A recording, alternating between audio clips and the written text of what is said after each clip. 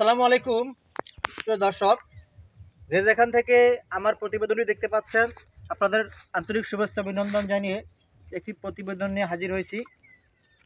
দেখতে পাচ্ছেন আমি এই মুহূর্তে কিছু ঘাস কেটেছি। দেখেন আটি বেঁধে এগুলো কিন্তু আমি বাসায় নেব। এই ঘাসগুলো কেটেছি আমি কিছু কাস্টমারের ঘাসগুলো দেওয়ার জন্য।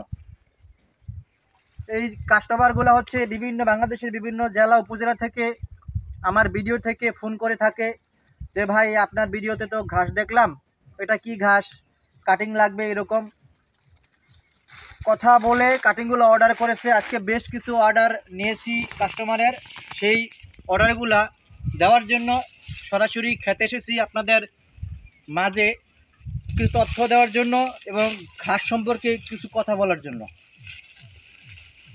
দর্শক, এই দেখেন আমি একটা ঘাস ছিলেছি, এই যে এই ঘাসে দেখেন 100% পরিপক্ক কাটিং হয়েছে। আপনারা বুঝতেই পারছেন এখানে ধূসর বর্ণের শিকড়গুলো,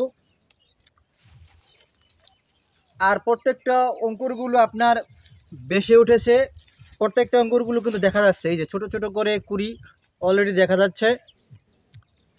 আর এখানে কিন্তু আপনার কয়েকটি কাটিং এখান থেকে আমরা কাটবো ছোট ছোট করে। আর এক একটা কাটিং আপনি রোপণ করবেন আপনার জমিতে, এক একটা কাটিং থেকে যে একটা ঝাড় হবে সেই ঝাড়টা হবে এরকম। দেখতে পাচ্ছেন এই যে ঝাড়, এই যে এখানে ঝাড়, এই ঝাড়গুলো কিন্তু আমাদের উৎপন্ন হয়েছে এক একটি ছোট ছোট কাটিং রোপণ করছি সেখান থেকেই। আর দেখেন এখানে যে কাটার পরে দেখেন আবার কিন্তু গোড়াগুলো কিন্তু আবার দেখতে পাচ্ছেন, এখানে যে গোড়াগুলো আছে ভিডিওতে দেখতেই পাচ্ছেন, এই গোড়া থেকে কিন্তু আবার পর্যায়ক্রমে আবার এরকম ঘাসে পরিণত হবে। কিছুদিনের ভিতরে এই প্রত্যেকটা গোড়াতে চারা আর চারা পুরো এরকম আবার ঘাসে পরিণত হয়ে যাবে। যখন আমরা ইউরিয়া সার, ড্যাপ সার একটু যত্ন নেব তখনই আমরা দেখতে পাবো আবার সবুজ ঘাস হয়ে যাবে।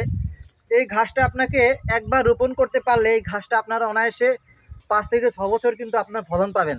আর কাটিং রোপণ করতে হবে না, এক কাটিং থেকে ফলনটা পাবেন। এই ঘাসটাতে রয়েছে 22 থেকে 25% প্রোটিন এবং ভিটামিনও রয়েছে 30%। আর সারা কাণ্ড জুড়ে পাতা থাকা এটা আপনার ছাগল, ভেড়া, গরু, মহিষ সকল গবাদি পশু খুব পছন্দ করে থাকে। এই ঘাসটা কিন্তু দর্শক খুব নরম, দেখেন আমি ডগাটাতে চাপ দিলাম ভেঙে গেল। এবং কি এই যতটা কাণ্ড দেখতে পাচ্ছেন এই কাণ্ডগুলো কিন্তু নরম, দেখছেন ভেঙে যায়। তার মানে এটা গরু চিবাতে পারে, অনায়াসে খেতে পারে।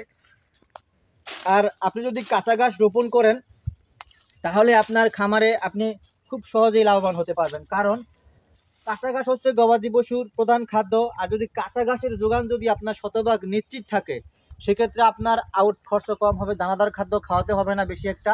প্রাকৃতিক খাবার ঘাসের উপর নির্ভর করে আপনি তিলে তিলে এগিয়ে যেতে পারবেন। আপনি যে কোনো খামারি হন না কেন,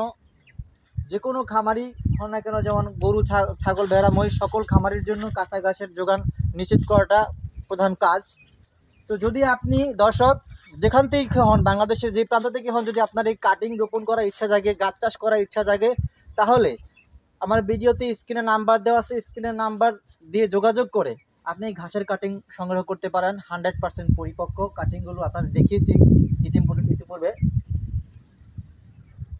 এবং আরও অন্যান্য ঘাস রয়েছে, আমাদের চ্যানেল রিসার্চ করে দেখতে পারবেন।